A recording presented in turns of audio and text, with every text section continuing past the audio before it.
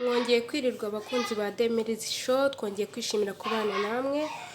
Nk'uko mubibona ubu tugiye gutegurana ifunguro, ni uburisho bw'ikintu runaka, wabyita ubwoko bw'imboga, wabyita uburisho.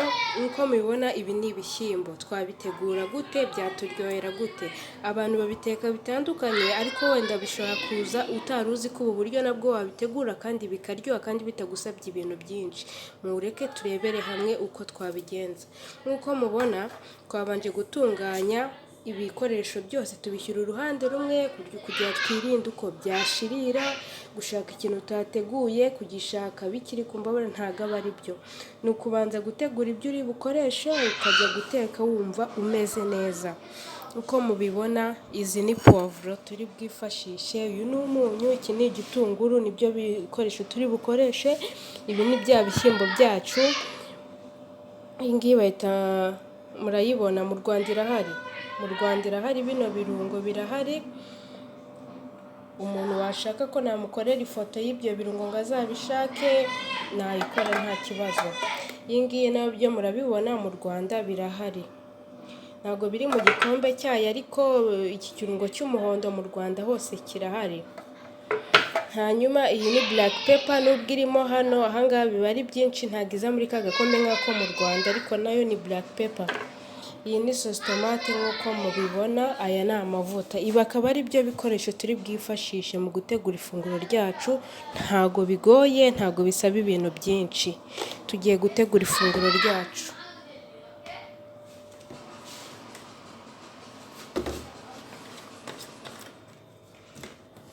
Uko mubona turabanzamo amavuta.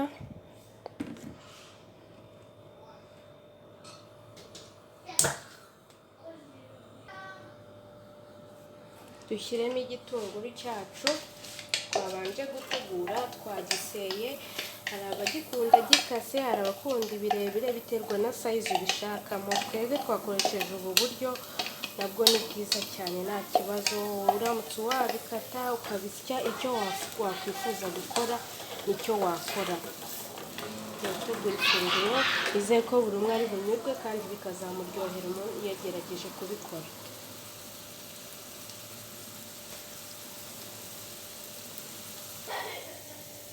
Murabona igitunguru cyacu kimeze neza, kigeze igihe cyo kujyamo ibirungo. Bashyiramo ibirungo. Iyi ngiyi black pepper iba imeze nk'urusenda. Ku bantu batayizi cyangwa badasanzwe bayikoresha, uyishyiramo nkeya, kuko iyo ushyizemo nyinshi ibiryo birakunanira. Ushobora gushyiramo bikaza ari urusenda, ugasanga ntabwo ubyishimiye cyangwa ntabwo ubiriye ubishaka. Ushyiramo gake. Iyi ngiyi yo uyikoresha gute? Uyikoresha bitewe n'urugero rw'ibyo ugiye guteka. Iyo ari byinshi ushyiramo nyinshi, iyo ari bikeya ukoresha urugero. Nko abantu bateka mubizi, ugenda ugira urugero ukoresha iyo uteka.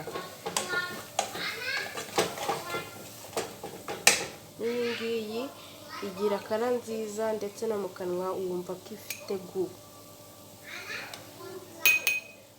Ibirungo byacu twateganya gukoresha uyu munsi bikaba ari ibi ngibi. Murabona bimeze neza rwose, bya bishyimbo byacu biraza kuza biryoshye. Ese wumva ko ibishyimbo bishaka kukuryohera kuruta inyama? Uzagerageze kubiteka, uzatubwira resisite zabyo. Biragenda neza, biraryoha cyane ku wabitetse neza. Ibishyimbo biraryoha kandi bigira n'intungamubiri nyinshi.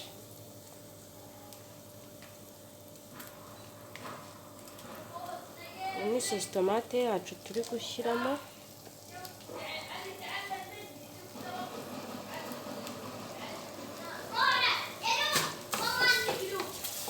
Urayikaranga cyane kugira ngo ishye. Urayikaranga cyane kugira ngo ivemo ububisi.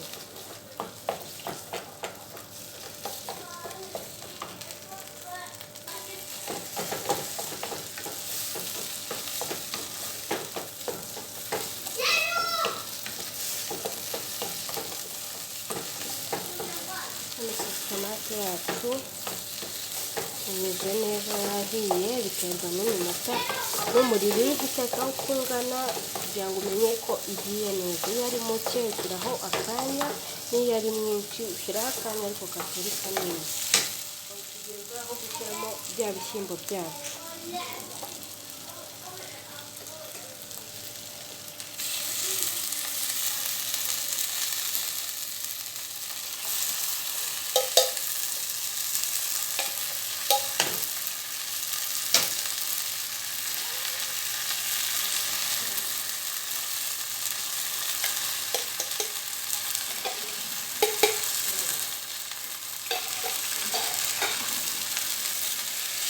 Bya bishyimbo byacu ni ibishyimbo bisanzwe, ku batari byo basanzwe bakoresha byose ni kimwe, nta buryo ibindi bifite ibi bidafite, byose ni kimwe.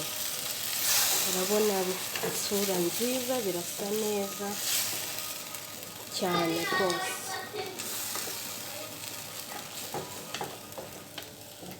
Hanyuma kugira ngo ubushyuhe bifite cyangwa se igihe ushaka ko bihira, hano tuba twateguye amazi yacu, comeka amazi kugira uze kuyifashisha. Ntabwo ari byiza gushyira amazi akonje mu biryo kandi byo byari bishyushye.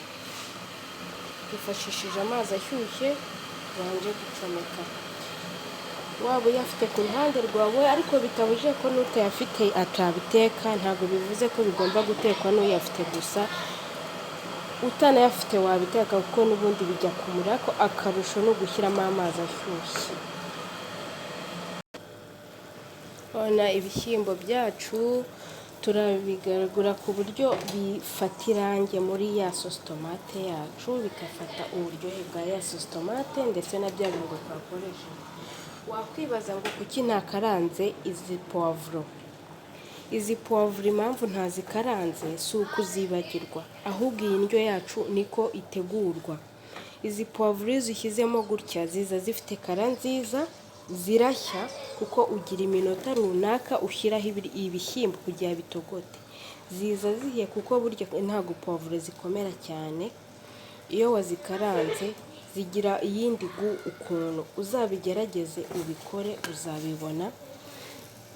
Iyo uzishyizemo nyuma biza bimeze neza, biryoshye kandi zifite kara nziza. Ino kara ubona zifite ntabwo ihinduka kandi ziza zihiye, ziraryoha cyane. Nibwo buryo duteguramo iyi ndyo yacu y'uyu munsi. Ntabwo tuzikaranga mu mavuta, ahubwo iki ni cyo gihe cyo kuzishyiramo. Iki ni cyo gihe, ntabwo tuzishyizemo dukererewe, iki ni cyo gihe. Nawe urabibona kara yabyo no muri ibi bishyimbo byacu nuko isa neza. Hano rwose zirasa neza, ntabwo ari za zindi washyize mu mavuta. Wazikaranga bitewe n'uko bikunda, ariko gutya biraryoha cyane pe. Ino ndyo ubundi niko itegurwa. Urabibona tugeze igihe cyo gushyiramo amazi. Ku bashaka kubirya, ku muntu ushaka kubirya byumutse gutya, ushobora izi puwavuro ntabwo wazishyiramo nyuma kuko uhise ubikuraho gutya ntabwo zaba ziye, kuko zigomba kugira iminota nazo yo kuziteka. Wazikaranga mu gitunguru ukazishyiramo nyuma, ubona igitunguru gitangiye guhindura isura, ubona ko cyo byatangiye gushya, ukazisa nk'uzishyiramo nyuma y'igitunguru cyatangiye gushya kugira zitaza n'ubundi gutari bwa buryohe. Tugeze igihe cyo gushyiramo aya mazi yacu, murabibona arashyushye, niyo twebwe twifashishije. Urabona twifashishije amazi ashyushye. Ku bayafite ni byiza cyane, ku utaba utayafite ako kanya ntabwo byihutirwa cyane, ntabwo byakubuza guteka indyo yawe wateguye, ntabwo byakubuza.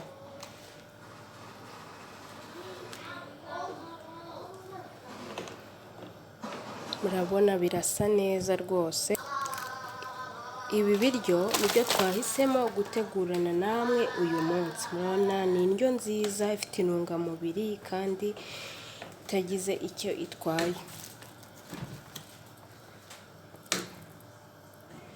Ni ukuvuga ngo mu bantu badakunda kurya ibishyimbo byonyine ushobora kwifashisha izi ngizi ni hambaga, ntabwo kuziteka ntabwo bigora, ushyira ku ipanu yawe ukazifurayinga bitagombeye n'amavuta igashya. Ino ni inyama y'inka, ikozwe mu nyama y'inka wifashisha ukarisha ibi bishyimbo byawe. Ushobora kubifatisha umuceri, capati n'ibindi biryo wateguye ibyo ari byo byose byagufasha cyane kandi biraryoha. Muzagerageze mumbwire. Mwakoze kubana natwe, ni iri funguro twateganyije kubereka ko twakorana uyu munsi, twakwigana uburyo bigendamo. Murakoze cyane, turabashimiye kubana namwe.